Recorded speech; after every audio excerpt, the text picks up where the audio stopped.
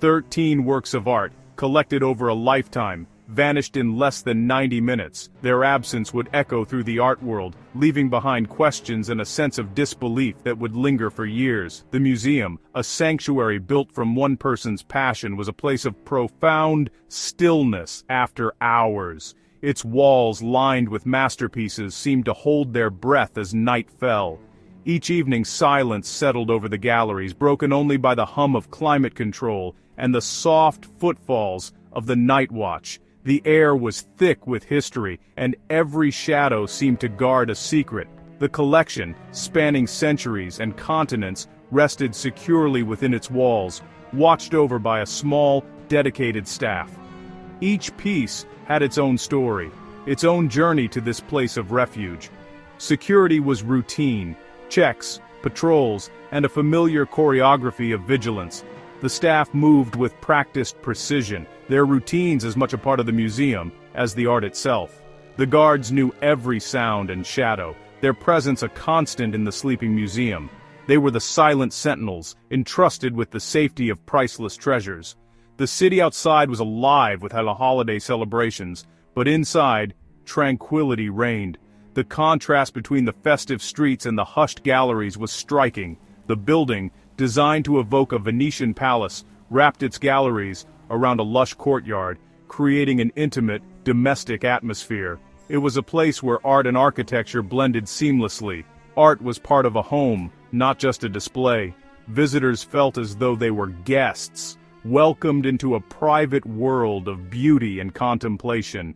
This sense of sanctuary defined the museum's character and its security challenge. Protecting such a unique space required both vigilance and trust. The expectation was simple. The night would pass like any other, ending with the arrival of the morning staff. No one imagined that anything could disturb the peace so carefully maintained, but that night, the museum's peace would be shattered and the world would awaken to a mystery that remains unsolved to this day. The calm broke in the early hours. An intercom buzzed at a side entrance. Two men, dressed as police, claimed to be responding to a disturbance. The request was unusual, but plausible given the city's festivities. The guard, watching the monitors, saw official uniforms and heard a direct request. Protocol demanded verification, but the authority of the uniforms was persuasive. The guard hesitated. Procedure or deference to apparent law enforcement? The city was noisy, a disturbance call believable. The uniforms looked authentic. The decision was made in seconds. The guard unlocked the door, breaching the museum's primary defense. The two men stepped inside, moving from the cold night into the museum's controlled quiet. This brief exchange was the critical turning point of the night. The stage was set for what would follow. The guard's decision broke protocol. Instead of verifying the officer's claim, he remotely unlocked the side door. The two men entered, approaching the security desk calmly. They told the guard he looked familiar and might have a warrant out for his arrest, instructing him to step away from the desk and call the other guard.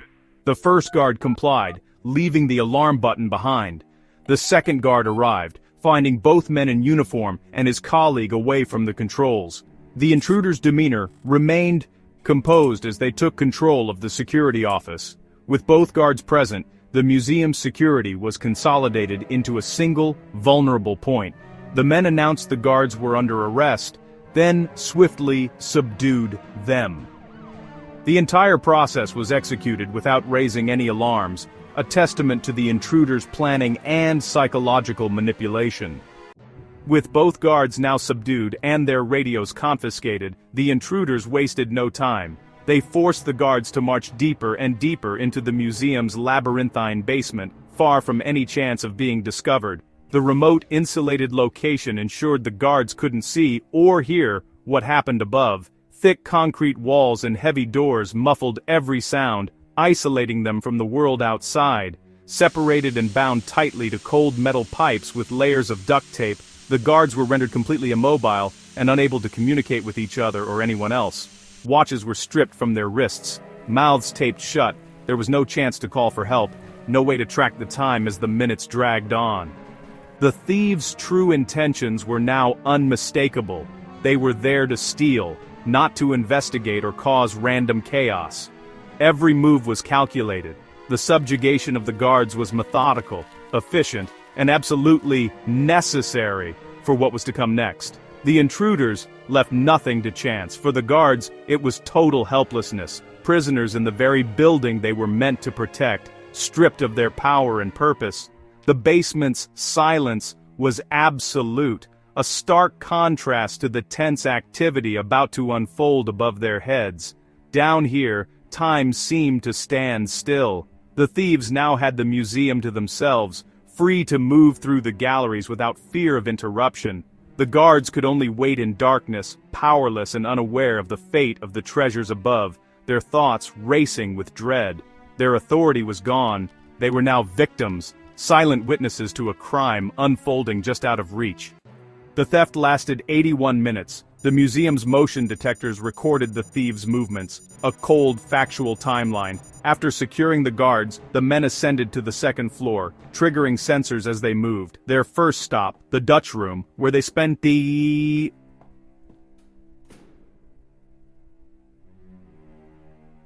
significant time, suggesting a focused plan. Their path was direct, not random. They knew what they wanted. The thieves worked deliberately, not rushed.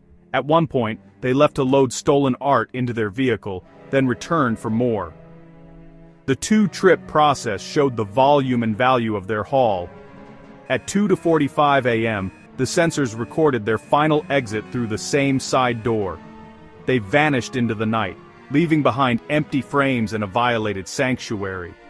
The silence that followed was one of absence and loss. The museum would never be the same. The Dutch room suffered the greatest losses during the heist, becoming the epicenter of the tragedy that would haunt the museum for decades. The thieves cut 2 large oil paintings by a Dutch master from their frames, one a dramatic seascape, the other a rare double portrait. These masterpieces, once the pride of the collection, were violently removed, leaving only their ornate frames behind. The method was destructive, prioritizing speed over preservation. Torn canvas edges and splintered wood bore witness to the haste and disregard for the art's fragility. They also took a small painting of musicians by another Dutch Golden Age icon, this time carefully removing it from its frame, as if aware of its unique value. A landscape by a student of the master was also taken, further deepening the loss and erasing another piece of the room's story. Their choices were deliberate, not random.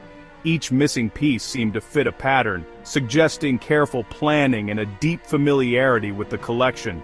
From a table, they grabbed an ancient Chinese bronze beaker, a gu from the Shang dynasty, showing a diverse, targeted list that went beyond paintings to rare artifacts. Before leaving, they attempted to remove a small self-portrait etching, eventually extracting just the etching itself, leaving its holder behind as a silent clue. The specificity of their actions revealed knowledge and intent. These were not opportunists, but thieves with a clear understanding of what they wanted. The Dutch room's treasures were gone, its frames left as silent witnesses to a night that changed the museum forever. The thieves moved on, their plan unfolding with precision, leaving behind a void that would never truly be filled. Next, the thieves entered the short gallery. Here, they stole 5 drawings and watercolors by a renowned French impressionist, expanding the scope of the theft. They attempted to take a bronze eagle finial from a Napoleonic flagstaff, eventually removing just the eagle after abandoning the cumbersome pole. Their persistence was notable, obsessive even. The thieves then descended to the blue room on the first floor. There they targeted a single painting by a pioneering French modernist, a portrait of a man at a cafe table. The frame was left behind, another silent testament to the crime. They appeared to consider another large painting but abandoned the attempt. Their operation was a mix of planning and improvisation. With 13 items secured, their work was done. They exited the museum, disappearing into the night. The galleries were left scarred and empty. The crime was discovered by the morning shift. Unable to contact the overnight guards, staff quickly realized something was wrong and called police. Law enforcement found the guards bound in the basement. The Dutch room's empty, askew frames were a shocking sight. Throughout the museum, vacant spaces and discarded frames told the story of the night's violation. An intensive investigation began immediately, led by the FBI. The museum closed to the public as investigators combed for evidence and analyzed motion detector data. The guards recounted the breach and their capture. The loss drew international attention. Images of the missing art spread worldwide. A substantial reward was offered for information. Decades later, the investigation remains active, but the art is still missing. The identities of the thieves remain a mystery. The event revealed a fundamental truth. Even the best security systems depend on human judgment. The museum's defenses, locks, cameras, sensors, were robust, but a single decision rendered them useless. The thieves' greatest weapon was not force, but the manipulation of trust and authority.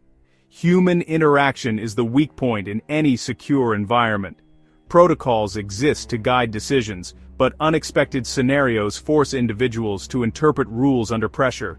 The thieves exploited this, using uniforms and confidence to bypass every safeguard.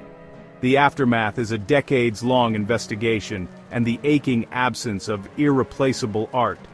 The empty frames are a permanent memorial to what was lost and how it was lost. The incident is a reminder. Trust and deference can be exploited in an instant. Even the strongest defenses can fall to a carefully played human weakness.